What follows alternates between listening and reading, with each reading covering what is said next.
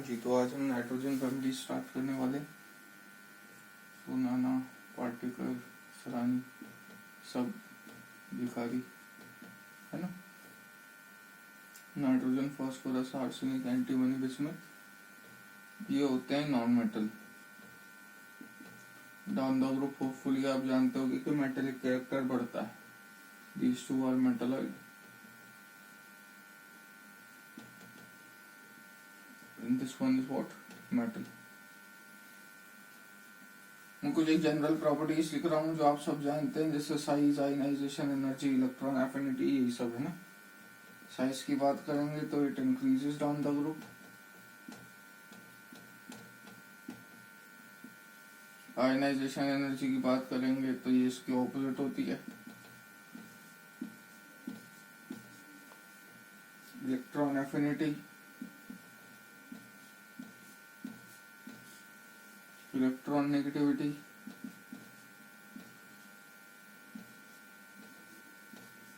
Antimony और bismuth की approximately बराबर होती है। Poor shielding effect.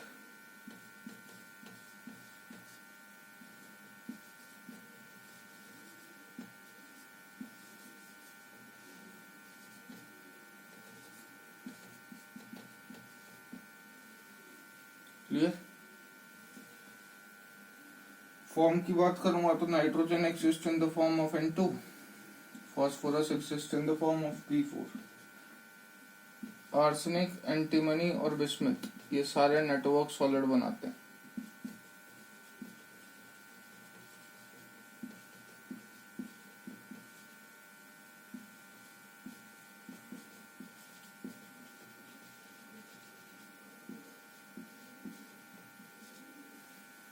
क्लियर।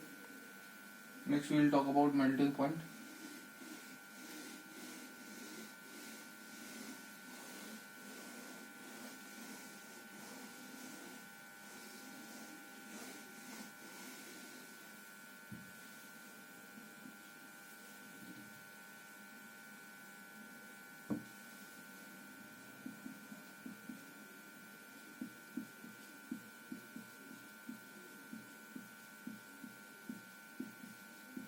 ठीक है। मेल्टिंग पॉइंट के बेसिस पे बात करोगे तो आर्सेनिक का मेल्टिंग पॉइंट सबसे ज्यादा होता है। क्यों? क्योंकि जैसे जैसे आप देखो, जैसे जैसे अपन नीचे जाते जाएंगे तो नेटवर्क फॉर्म आती जाएगी, नेटवर्क फॉर्म आती जाएगी, मतलब काफी ज्यादा कॉम्प्लिकेटेड स्ट्रक्चर होती है, एक दूसरे के साथ बॉन्ड बहुत ज्यादा बनते हैं। आर्सेनिक का मेल्टिंग जैसे जैसे नीचे जाते जाओगे तो मेल्टिंग पॉइंट बढ़ना था, लेकिन नेटवर्क तो इनका भी है, तो इसमें और इनमें क्या डिफरेंस आ जाता है। तो भैया आर्सेनिक का मेल्टिंग पॉइंट इनके कंपेयर में साइज की वजह से ज्यादा होता है। Arsenic has more melting point because of small size. Small size है तो फोर्स ऑफ अट्रैक्शन ज्यादा होगा, तो मेटल को आसानी से आयनाइज करना पॉसिबल नहीं होगा। ठीक है। It's atom atom bonding is very high. Sb और Bi का साइज बहुत बड़ा है, साइज बहुत बड़ा है तो रिपल्शन भी बहुत ज्यादा होगा, एटम एटम के बीच में बॉन्डिंग बहुत कम होगी, इस वजह से arsenic has more boiling point, melting point as that of antimony and bismuth. Now will talk about density. Density में कुछ नहीं है,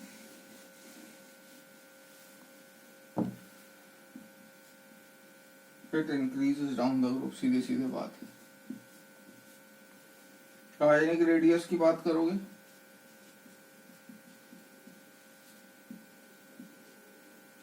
आयनिक रेडियस में जो ट्रेंड फॉलो होता है वो कुछ ये है, नाना, पार्टिकल, असरानी, Sb, Bi। ठीक है। क्योंकि N-3 P-3 AS-3 शो करता है तो ये बड़ा नहीं है, लेकिन Sb और Bi ये +3 शो करते हैं due to inert pair effect. So these behaves as metal, whereas these three behaves as what? Non-metal in their common oxidation state. तो ये थोड़ी बहुत चीजें हैं जो आपको ध्यान रखनी है। Next we'll talk about chemical properties of this family. तो इसमें आपको डिफरेंट डिफरेंट एलिमेंट से रिएक्शन करवा के उसके कंपाउंड देखने हैं कि कौन कैसा बनाता है। First we will talk about reactivity towards oxygen.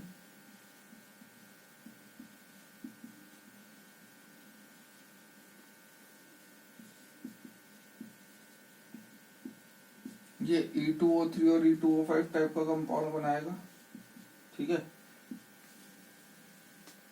Nitrogen lower oxide भी बनाता है जैसे NO और N2O, ठीक है, due to the formation of stable pi bond. तो सर बाकी नहीं बना सकते, बिल्कुल नहीं बना सकते भैया, क्योंकि अगर बनवाने की कोशिश करोगे तो उसमें पाई बॉन्ड स्टेबल नहीं रहेगा। तो सर यहाँ पाई बॉन्ड क्यों स्टेबल है? Because of its small size. Second, अगर मैं बात करूं हाइड्रोजन के टुवर्ड्स रिएक्टिविटी, तो ये H3E टाइप का कंपाउंड बनाते हैं where E are the elements given above, ठीक है। और इलेक्ट्रॉन नेगेटिविटी ऑफ E जो है वो ज्यादा होनी चाहिए एज कंपेयर टू हाइड्रोजन की, ऑब्वियस सी बात है। EH5 यूजुअली बनता नहीं है क्योंकि electron negativity of element E is greater than hydrogen, due to which size increases and because of which d orbital won't be able to participate, ठीक है, ध्यान रखिएगा इस बात को। सिर्फ EH3 टाइप का ही कंपाउंड बनता है। अब अगर मैं आपसे इसमें चीजें पूछ लूं कि भैया बताइए बॉन्ड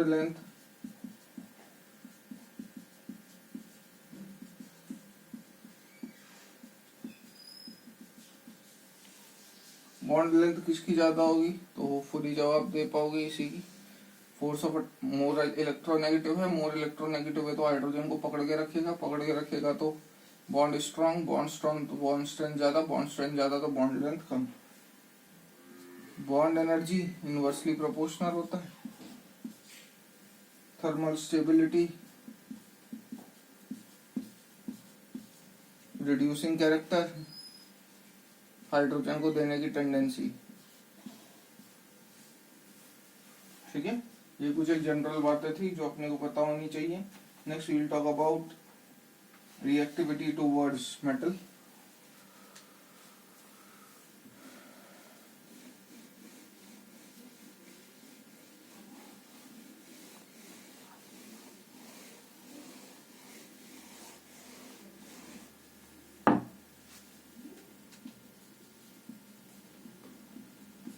इसमें आप ये मेटल प्लस एलिमेंट के साथ एमी टाइप का कंपाउंड बनाता है। उसके बाद आएगा जो भी नंबर था इसका, reactivity towards halogen.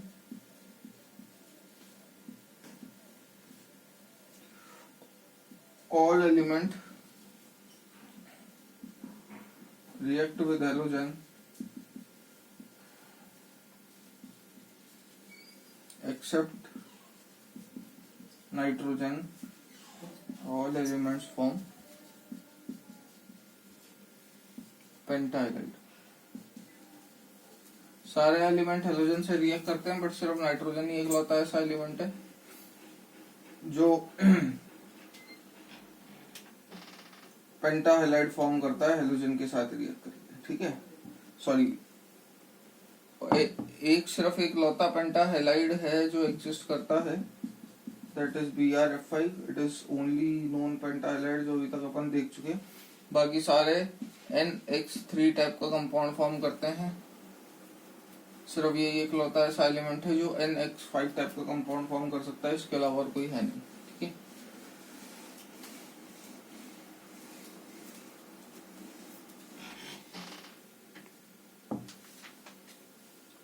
Next we'll talk about compounds and preparation of some important elements।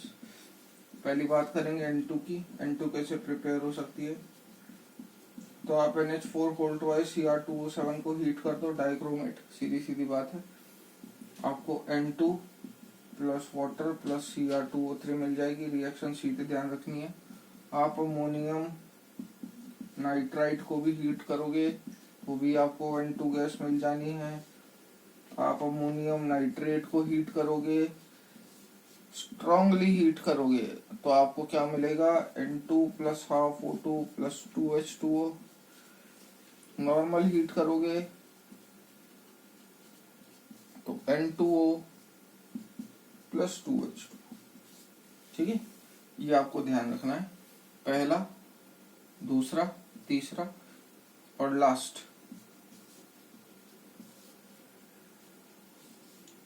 आप बेरियम या सोडियम नाइट्राइड को हीट करोगे तो आपको N2 गैस मिल जाएगी।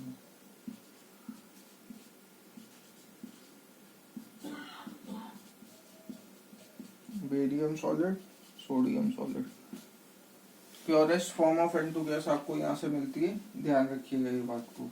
ठीक है, इसकी प्रॉपर्टीज बोलूंगा तो nitrogen is a colourless gas, odourless होती है, डायमैग्नेटिक होती है, ये सब आप जानते हैं। ठीक है, लिख देता हूं फिर भी।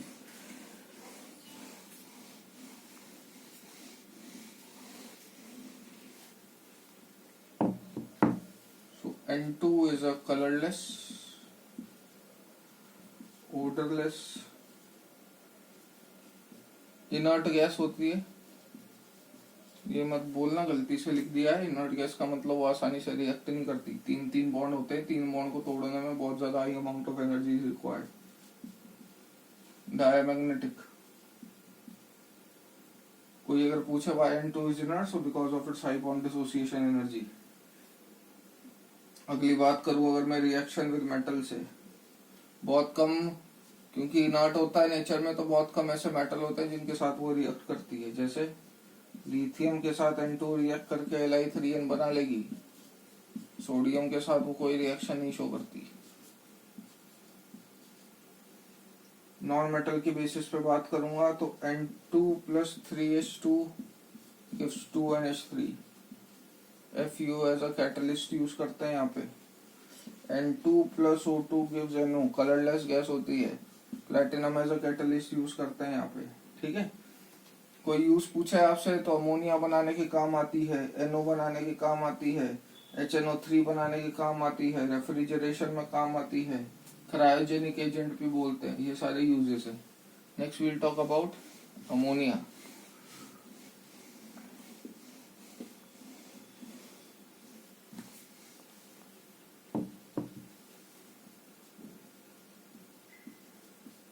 तो आप किसी भी अमोनियम सॉल्ट को बेस से रिएक्ट करवा दो, इट विल फॉर्म अमोनिया। ठीक है, जैसे NH4NO3 प्लस बेस अमोनिया देगा, NH4NO2 अमोनियम सॉल्ट ही है बताइए, बेस अमोनिया देगा। ठीक है, ये कुछ एक बेसिक कंडीशन है जिसके हेल्प से आप आसानी से चीजें ऑब्टेन कर सकते हो और उनको याद भी रख सकते हो। किसी भी मेटल नाइट्रेट को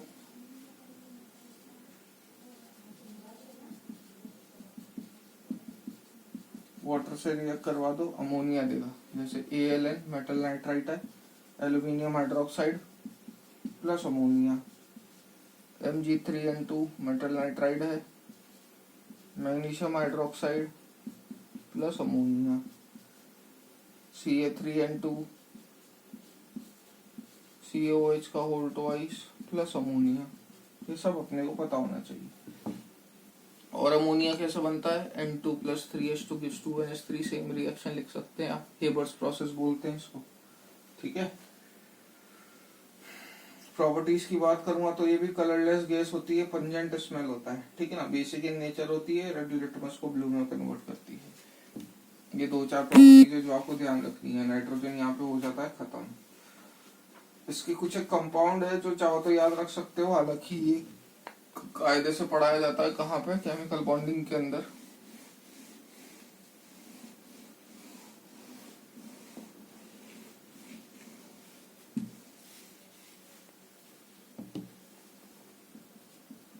N2O, NO, N2O3, NO2, N2O5। ठीक है, these all are the oxides of nitrogen। इनके बारे में आप थोड़ा थोड़ा सा पढ़ लीजिएगा। N2O को लाफिंग गैस बोलते हैं भैया। ठीक है, ये दो चार चीजें होती हैं जो आपको पता होनी चाहिए। एक रिएक्शन जरूर ध्यान रखना हो, बहुत इंपॉर्टेंट है। HNO3 को P4O10 के साथ जब आप रिएक्ट करवाओगे तो N2O5 प्लस HPO3 का और 4 बनाता है। ठीक है, बहुत इंपॉर्टेंट रिएक्शन है, आने के पूरे चांसेस है, ध्यान रखिएगा इसको। Next will talk about phosphorus and its compound.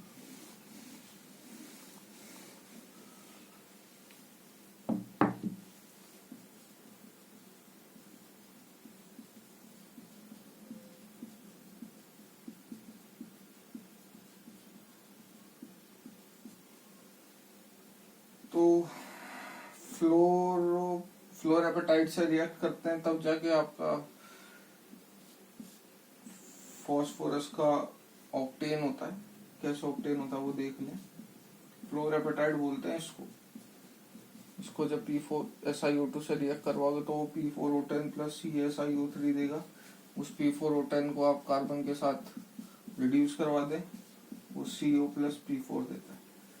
Allotropes of phosphorus के बेसिस पे बात करो तो व्हाइट फॉस्फोरस को जब आप हीट करोगे तो वो रेड फॉस्फोरस देगा।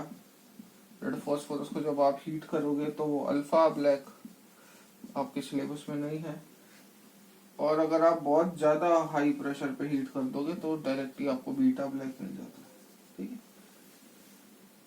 व्हाइट वाले की स्ट्रक्चर आप जानते ही होंगे, कुछ इस तरीके की होती है। बॉन्ड एंगल होता है 60 डिग्री। रेड फॉस्फोरस की चेन स्ट्रक्चर होती है, क्योंकि एंगल स्ट्रेन बहुत ज्यादा होता है इसके अंदर, क्योंकि एंगल स्ट्रेन बहुत ज्यादा होता है इसके अंदर, व्हाइट के अंदर आप देख सकते हैं, इसलिए ज्यादा रिएक्टिव होता है as compare to that of black. Clear है। अब कुछ एक अपन चीजें पढ़ लेते हैं ऑक्साइड्स ऑफ फॉस्फोरस में, और उसके बाद this topic will be over.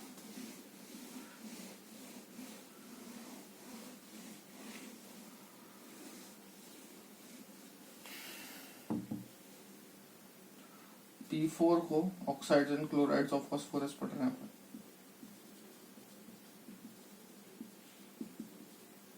P4 को आप रिएक्ट करा दो लिमिटेड O2 से तो वो लोअर ऑक्सीडेशन स्टेट का ऑक्साइड बनाएगा। अगर एक्सेस O2 से रिएक्ट करवाओगे तो वो हायर ऑक्सीडेशन स्टेट का ऑक्साइड बनाता है। फर्दर उसका हाइड्रोलिसिस करवाओगे तो वो सेम ऑक्सीडेशन स्टेट का ऑक्सी एसिड बनाता है। सेम ऑक्सीडेशन स्टेट का ऑक्सी एसिड बनाता है। दोनों जगह निकालोगे तो +3 आएगी, +5 आएगी। ठीक है। सिमिलरली P4 को जब आप लिमिटेड Cl2 से रिएक्ट करवाओगे तो वो PCl3 बनाएगा। H2O से रिएक्ट करवाओगे तो वो H3PO3 बनाएगा plus HCl। Same oxidation state का ऑक्सी एसिड, लेकिन साथ में एसिड निकल जाता है। सेम एज एक्सेस Cl2 से रिएक्ट करवाओगे तो PCl5 बनाएगा, H3PO4 बनाएगा प्लस H2O। ठीक है। अगर आप इसी को 1 मोल ऑफ वाटर से रिएक्ट करवा दो तो ये POCl3 प्लस HCl बनाता है। ठीक है, ये आपको ध्यान रखनी है। एक और इम्पोर्टेंट रिएक्शंस हैं जो आपको पता होनी चाहिए। P4 को जब आप SO2Cl2 से रिएक्ट करवाओगे तो वो PCl5 प्लस SO2 बनाता है। इसको आप C2H5OH से रिएक्ट करवा दो, आपको POCl3 प्लस C2H5Cl मिलेगा। कुछ नहीं, OH हटा के क्लोरीन जोड़ देना, आंसर आ जाएगा आपका C2H5Cl। क्लियर है। अगर आप इसको SOCl2 से रिएक्ट करवाते हो तो आपको PCl3 plus H2Cl2 plus SO2 मिलता है। ठीक, सो ये खत्म होता है phosphorus. From here we will continue in the next class.